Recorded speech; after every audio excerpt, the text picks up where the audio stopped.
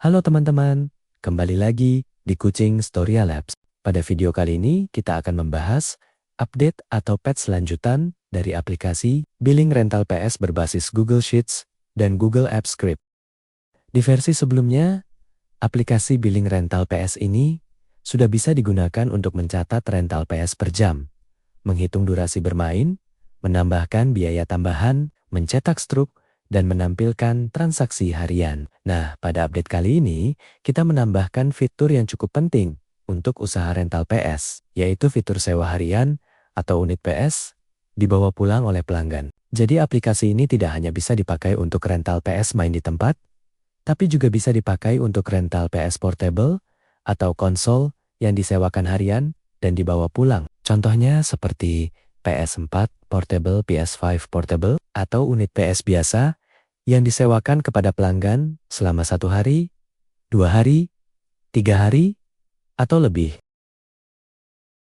Di dalam patch ini, ada beberapa fitur baru yang kita tambahkan. Pertama, setiap unit sekarang punya tarif per jam dan tarif per hari. Kedua, saat mulai sewa, admin bisa memilih mode sewa, apakah per jam atau harian. Ketiga, kalau mode harian dipilih, maka form tambahan akan muncul, seperti jumlah hari, tanggal rencana kembali, jaminan, nomor identitas, kelengkapan yang dibawa, dan catatan sewa. Keempat, status unit yang dibawa pulang akan berubah menjadi dibawa. Kelima, saat unit dikembalikan, sistem bisa menghitung estimasi biaya, denda telat, dan status pengembalian. Dan yang paling penting, pada patch ini, kita juga menyesuaikan perhitungan untuk pengembalian lebih awal. Jadi, misalnya pelanggan booking 3 hari, tapi unit dikembalikan lebih cepat. Maka, aplikasi bisa menampilkan estimasi berdasarkan hari terpakai, bukan selalu dihitung penuh 3 hari. Oke, sekarang kita langsung masuk ke demonya. Pertama, kita buka aplikasi billing rental PS. Di halaman utama, kita bisa melihat tampilan dashboard sederhana. Di bagian atas, ada ringkasan pendapatan hari ini, transaksi hari ini, unit aktif atau unit yang sedang digunakan, dan unit kosong. Ringkasan ini penting supaya admin atau pemilik rental bisa langsung melihat kondisi usaha pada hari itu. Di bawahnya ada daftar unit PS. Setiap unit ditampilkan dalam bentuk card sehingga lebih mudah dibaca. Di masing-masing card, kita bisa melihat nama unit, jenis PS, tarif per jam, tarif per hari, status unit, dan kelengkapan default. Misalnya di sini ada room 1, room 2, room 3, PS portable, dan PS portable kedua. Kalau status unit masih kosong, maka tombol yang muncul adalah mulai sewa dan edit unit. Kalau status unit sedang dipakai atau dibawa, maka tombolnya berubah menjadi selesai atau kembalikan unit. Sekarang kita coba lihat dulu bagian edit unit. Kita klik tombol edit unit pada salah satu unit. Di form edit unit ini ada beberapa field. Ada nama unit atau room, jenis PS, tarif per jam, tarif per hari, dan kelengkapan default. Untuk contoh, kita isi nama unit PS portable kedua. Jenis PS kita pilih PS5. Tarif per jam misalnya Rp25.000. Tarif per hari kita isi Rp 100.000. Lalu, untuk kelengkapan default, kita isi 1 unit PS5, 2 stick, kabel HDMI, dan kabel power. Kelengkapan default ini berguna supaya saat nanti unit disewakan harian, admin tidak perlu mengetik ulang semua perlengkapan dari awal. Setelah data selesai diisi, klik update. IKA berhasil. Data unit akan diperbarui dan kembali tampil di daftar unit. Sekarang kita coba mulai sewa harian atau dibawa pulang pada unit yang masih kosong. Klik tombol mulai sewa, maka akan muncul modal mulai sewa. Di bagian atas, ada informasi unit yang dipilih.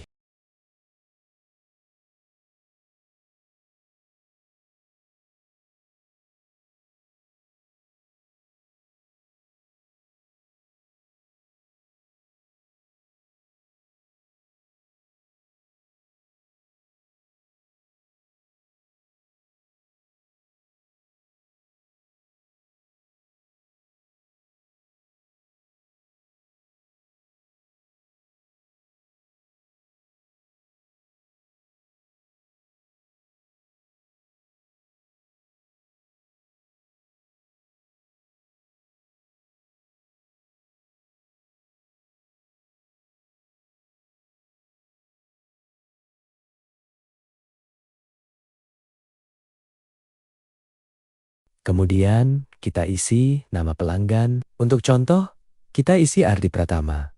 Nama kasir kita isi admin. Lalu di bagian mode sewa, kita pilih harian atau dibawa pulang. Ketika mode harian dipilih, aplikasi otomatis menampilkan field tambahan. Ada jumlah hari, ada tanggal rencana kembali, ada jaminan, ada nomor identitas atau catatan jaminan.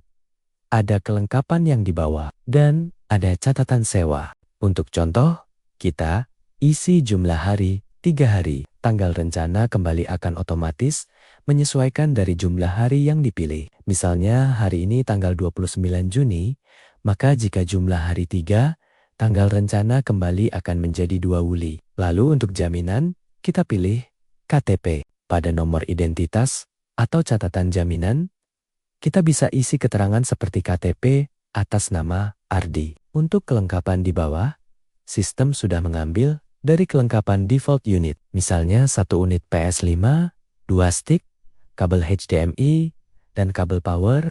Bagian ini penting, karena saat unit dikembalikan, admin bisa mencocokkan apakah semua barang kembali lengkap atau ada yang kurang. Di catatan sewa, kita bisa menambahkan catatan seperti PS, dibawa pulang, dan wajib kembali sesuai tanggal. Setelah semua data selesai diisi, klik tombol mulai. Saat tombol diklik, tombol akan berubah menjadi sedang memproses. Tujuannya supaya user tidak klik berkali-kali dan tidak terjadi double submit. Jika proses berhasil, modal akan tertutup dan status unit berubah dari kosong menjadi di bawah. Sekarang kita bisa lihat di kartu unit, statusnya sudah di bawah. Di dalam cart, muncul informasi pelanggan, mode sewa, tanggal mulai, booking berapa hari terpakai, rencana kembali, jaminan, kelengkapan, estimasi rental, dan denda telat. Untuk contoh ini, pelanggan booking 3 hari dengan tarif harian Rp 100.000. Jika baru berjalan 1 hari atau masih di hari yang sama, estimasi rental akan tampil Rp 100.000. Ini adalah bagian penting dari patch ini. Sekarang kita coba proses pengembalian unit. Klik tombol kembalikan unit, maka akan muncul modal selesaikan sewa. Di modal ini ada informasi unit, estimasi billing, biaya tambahan, catatan tambahan, dan nominal bayar. Pada bagian estimasi billing, sekarang tampilannya dibuat lebih jelas. Misalnya tampil Rp 100.000. Terpakai 1 hari dari booking 3 hari. Dengan informasi seperti ini, admin bisa langsung tahu bahwa pelanggan sebenarnya booking 3 hari. Tapi yang dihitung saat ini baru 1 hari terpakai. Kalau pelanggan mengembalikan lebih awal, maka biaya tidak harus selalu mengikuti booking penuh. Tentu, aturan ini bisa disesuaikan dengan kebijakan masing-masing rental. Ada rental yang tetap menagih sesuai booking awal. Ada juga rental yang hanya menagih sesuai hari terpakai. Pada patch ini, kita buat agar lebih fleksibel dan lebih ramah untuk kondisi pengembalian lebih awal. Jika ada biaya tambahan, misalnya snack, minuman, kerusakan ringan, atau tambahan aksesoris, admin bisa mengisi di bagian biaya tambahan. Setelah itu, klik tombol selesai. Saat tombol diklik, tombol akan berubah menjadi memproses. Tombol juga otomatis disable agar tidak bisa diklik 2 kali. Setelah proses berhasil, status unit akan kembali menjadi kosong. Transaksi akan masuk ke daftar transaksi terakhir, dan struk akan otomatis muncul untuk dicetak. Di struk, kita bisa melihat detail transaksi seperti nomor transaksi, unit, jenis PS, nama pelanggan, kasir, mode sewa, waktu mulai, waktu selesai, jumlah hari, rencana kembali, jaminan, biaya rental, biaya tambahan, denda telat, total, bayar, dan kembalian. Untuk mode harian, struk juga bisa menampilkan kelengkapan yang di bawah. Ini berguna sebagai bukti transaksi sekaligus catatan internal untuk admin rental.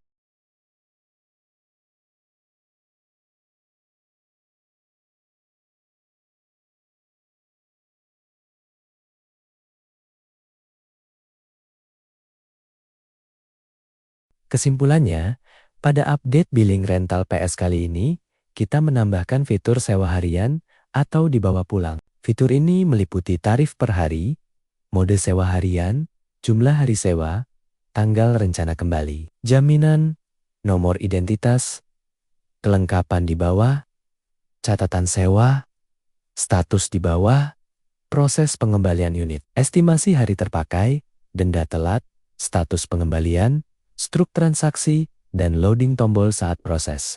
Update ini cocok untuk teman-teman yang ingin membuat sistem rental PS sederhana berbasis Google Sheets dan Google Apps Script. Semoga video ini bermanfaat dan bisa menjadi inspirasi untuk teman-teman yang sedang belajar membuat web app sederhana. Kalau teman-teman ingin mencoba source code-nya, silakan cek link yang ada di deskripsi. Jangan lupa like, subscribe, dan dukung channel ini supaya kita bisa terus membuat tutorial aplikasi sederhana lainnya. Sampai jumpa di video berikutnya.